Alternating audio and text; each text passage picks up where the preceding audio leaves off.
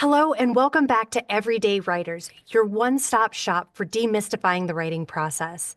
We're here to be your helpful guides on your journey to becoming a published author. I'm one of your hosts, Crystal McQueen. And I'm your host, Jordan S. Keller. Thank you for joining us on this episode. Today we're discussing world building. As a science fiction writer, this is my most favorite and most daunting parts of the drafting process. Crystal, how do you world build?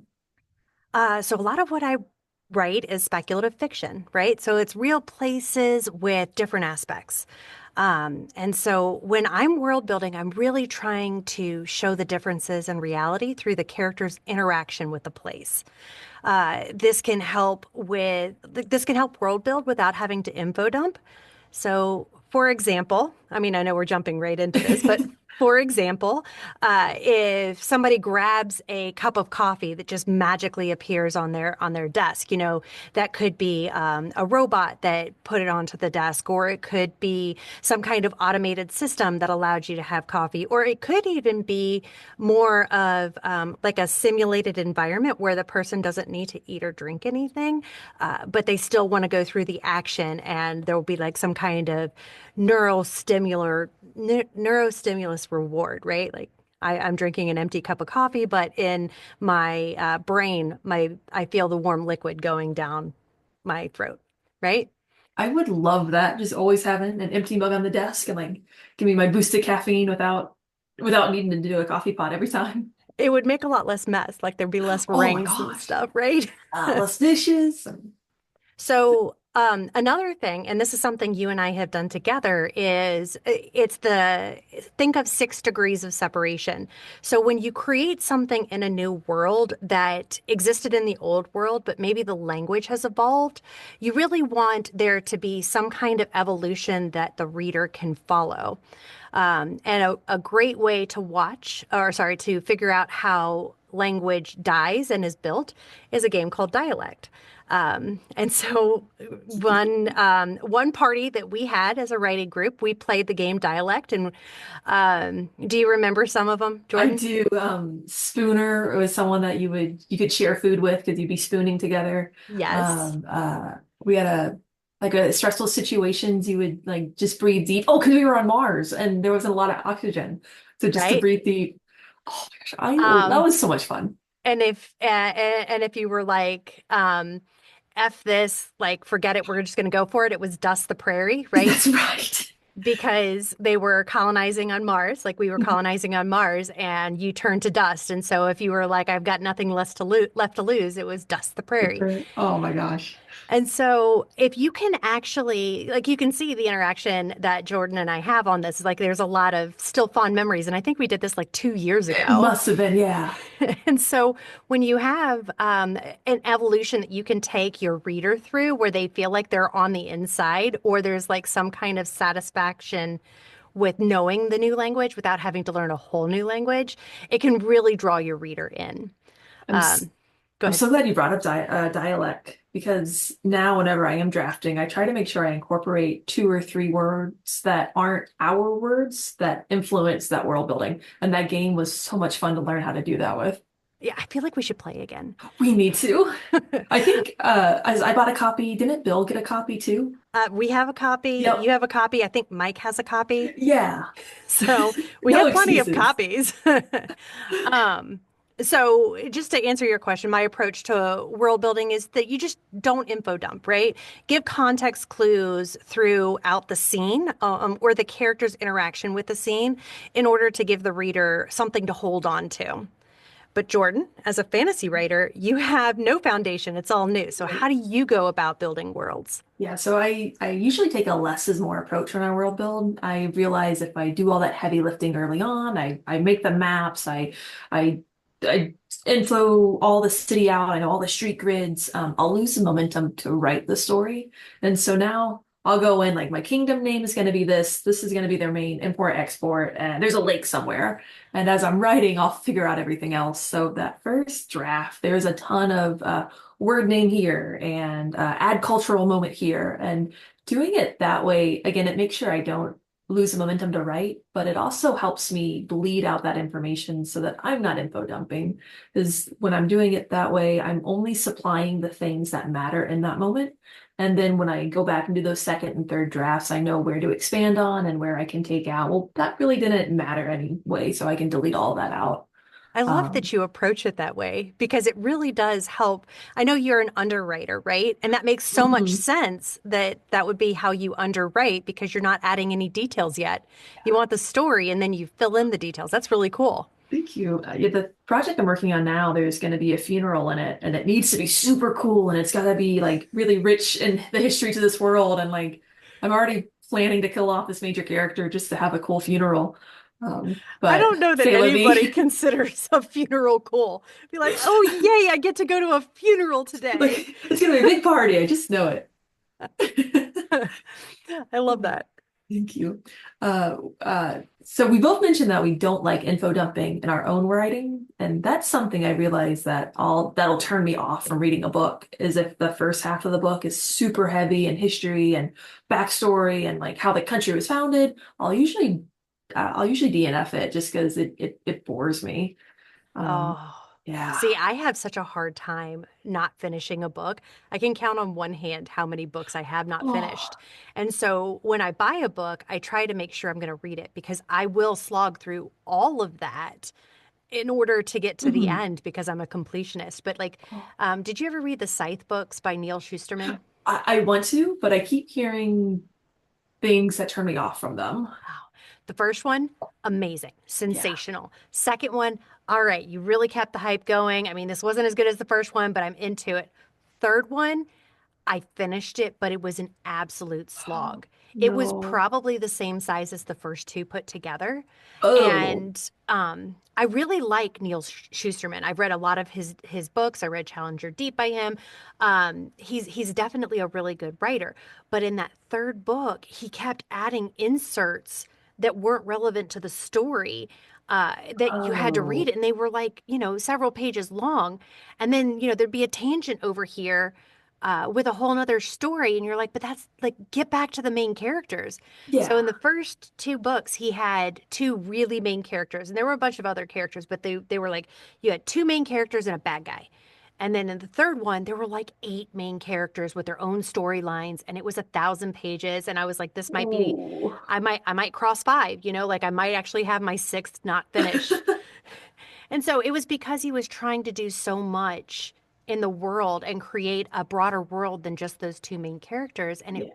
really destroyed the story for me. Do you have a story like that that you read that you were like, I just can't go any further? I am a proud believer and a sponsor of life is too short to read books you don't want to read. And that's not to say there are bad books, but there are books that you don't jive with, and it's okay not to read them. Um, and I learned this in middle or high school. I was reading this book I got it from the book fair. It looked super cool. It was about dragons. And I got like two-thirds of the way through it, and there was no plot. The only setting was this garden. There was no real like conflict. It was just a day to day, and it was really boring. And I remember I closed the book and I looked at the librarian and I'm like, I don't want this book anymore. And she's like, it's okay. You can donate it or you can keep it. Like it's okay. Um, and so I, now so now I just don't worry. Like if I'm not liking a book, I don't have to read it. I have a physical reaction to not finishing a book. Like it's just like I'm gonna finish this. But Yeah. anyway, like there there's another limitation to giving too much information in world building at the wrong time. Yeah. So there's two really popular series, one which I love and one which I read the first two books and I could not go on. I will stop a series. I will finish the Okay. book, but I will not go through the rest of the series.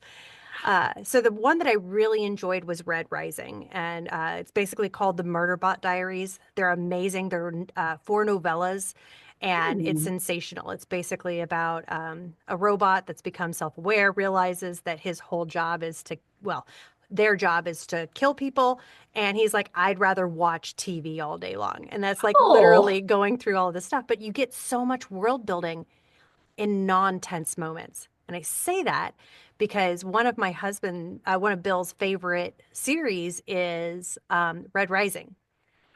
And Red Rising is a very elaborate story about different caste systems where your colors, your reds, your pinks, your blues, whatever. And there's a lot of world building. But what really ruined the story for me is that the author would come up with, I think his name's Pierce Brown, would come up with new terminology in the middle of a fight scene. And I'd be Oh like, no. it's this tense scene where this guy might die, but I'm trying to figure out what a fire stick is. Is that a gun? Is it a cigarette? Like, what is Mhm. going on? And the more the book went on, the worse that got. And so it got to the point where it was like, I can't finish this. That might just be me. And I do feel like it's important to mention that like sci-fi enthusiasts will give you a lot of leeway for stuff like that because Red Mhm. Rising is a super popular series. But the newer you are, the less leeway you have, and the less likely you are to have a crossover audience. The All Systems Red has won awards. It's been turned into a TV show. There's a lot of Ooh. aspects to it that made it super accessible to non-sci-fi readers. Mhm. And I think it's because the author, Martha Wells, was a lot more gentle in how she introduced her world. Yeah. That's just my opinion. It's that argument between like soft sci-fi versus hard sci-fi and like how technical you're going to be getting and but Yeah. yeah. Well, okay, so talking about hard sci-fi, have you heard of the three body problem? I don't know. I don't think so. So it's a hard sci-fi trilogy about the three body problem, and it's written. I can't remember the guy's name, but the books are extremely hard sci-fi. Like it's all of the science behind it, it's all of the math, and I did find that part really really interesting. But the third book, because I really did try to finish this, is one of my five that I did not finish because it was so incredibly sexist. It was Oh. just painfully like cringy. In the first book, he's got control over whatever he needs, no questions asked. He can have whatever he wants. And what he wants is a wife who's not quite smart, but pretty smart, not smarter than him, of course, Of course. and only in her 20s. And she's got to look like, very, very beautiful and like this. And she's got to have this kind of personality. And literally, they go find her and give him his mail order bride.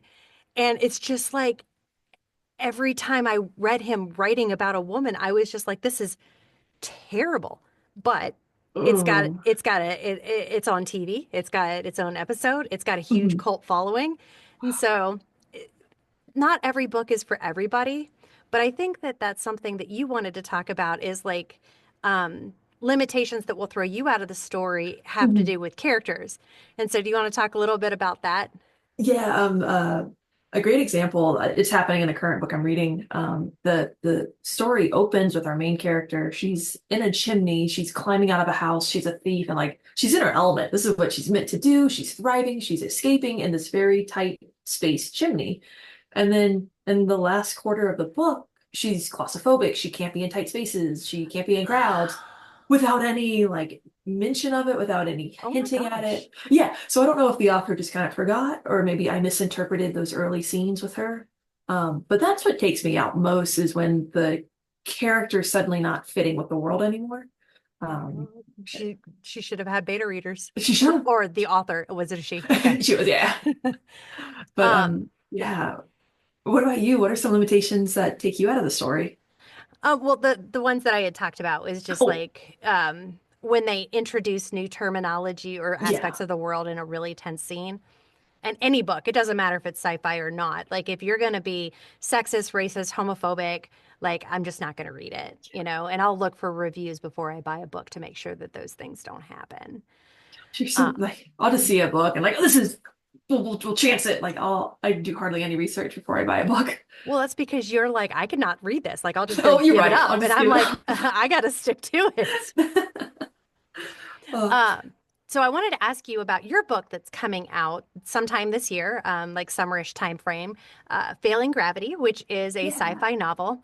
So can you talk about how you came up with the idea for a slum world literally lying beneath a floating utopia, and what challenges did you face building this world? Yeah, so like Crystal said, it's called Failing Gravity, and the main city setting is there's this floating sky city, and underneath it is the slums where they throw all their trash down. And I knew I wanted the slums first, and I wanted this junkyard dystopia, very rundown, very like it's gambling, alcohol, robot fighting, and like just very seedy and dark and risky and exciting. And then I started building out from that. I needed a reason for why I wasn't going to write about the rest of the world, why I was only going to be featured in the city. And I thought, okay, well, it's the end of the world. Something bad has happened. But then I had to figure out, well, how did this city survive that end of the world? And I thought, well, if they had an umbrella, it would have protected them from the acid rain, which is what destroyed the world. Like, well, they can't just have an umbrella. What's cooler than an umbrella? And that brought up the Akaria, which is the floating city above it. And then I thought, well, that's perfect. They can just throw all their trash down. And so it started from wanting this very dark and dirty place and then having to figure out what needed to happen around that for it to exist. So when you were writing your book, because you say you write, I know this needs to happen, but then you write the actual story. Is that how this one happened, where you wrote about Roman and then you filled in all of those details? How did that happen? Yeah, so Roman, he's our main character. The first draft, the trash draft of it, he never left the slums, and it was him owning the spar, climbing up these ranks to be the champion robot fighter. And Akaria had been on the top of the hill, kind of looking down on the slums, Oh, and yeah, and so then I just pushed them all the way up and made them their own sky city. So it was mainly like what I wanted out of the city, what I wanted out of Roman, and then how I could write obstacles for both of them. And yeah. yeah. Yeah. Well, I remember a particular scene, which I'm not going to give away here because I don't want to give away your book, but I remember just us going around the table. And I think that this is the mark of a good sci-fi book is that, there were like Oh my eight or gosh. nine of us in a room, and there's an event that happens where bodies start falling down, and we're all arguing, well, wouldn't they be frozen? Wouldn't they shatter? Or, like, how does this happen? And why is it only happening here? And like, there was an argument for a solid 30 Yeah. minutes on this one scene. And Jordan's like, I'm just trying to get feedback. Let's move on.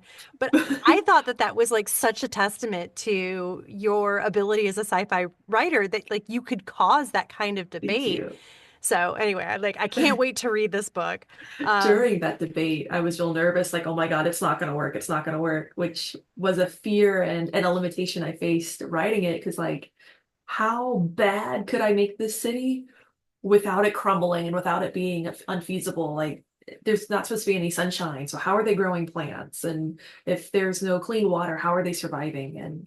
And so having that discussion, that group with these gravity beams, it really helped me like, okay, well, these things aren't making sense, so let's figure out how we make them make sense. and So see even what though the discussion was tense, it was really helpful. See, only Sorry. you found it tense. We all loved it. We were like, Good. "This is great," but also you're talking about those things. And here's the thing that I think people need to remember in sci-fi is if people are so hung up on how are they growing plants for food, how are they dealing with clean water, it means your story's not engaging enough to distract the reader from those things because Ooh. for the most part, we were good with it. We were even good with the gravity beams. It was us trying to figure out how this world worked. And the story was so engaging and them trying to, escape without dying that it was like that's what we were focused on. And I am sorry, because it's really hard to have your work being torn apart by people, but we weren't tearing it apart. We were really enjoying like, Yeah. oh, I want to discuss this. Like I'm team, cryogenic bodies, or whatever. So, I think this has Um, been a really cool conversation. I cannot wait to see I that book in print. I can't wait for you all to really get the whole story because you guys only got like the first half of it. We got pieces of it. Yeah, yeah, yeah, Yeah. yeah, for sure. Well, that's all the time that we have today for Everyday Writers. Thank you so much for letting us be part of your writing journey. And remember that these are just our opinions, right? Like they're not gospel, but it's things that we've learned along the way. And just remember that your world building really needs to enhance your story. And be careful not to info dump with things that aren't relevant to the current issues in your novel. And don't overcomplicate your world at the expense of your plot and characters, because if your plot and characters are interesting enough, they're not going to worry about how you built food or how you are growing food. Oh, exactly. Please join us next time. We're going to be discussing characterization and we're going to talk about your character's arts, why including flaws is a good thing, and how to be mean to your characters, which I think we both struggle with. If you know a book that world builds in a really cool way, please let us know and tell us on our Facebook page, Everyday Writers. We'll see you next time. And don't forget, every day is a good day to write. See you next time.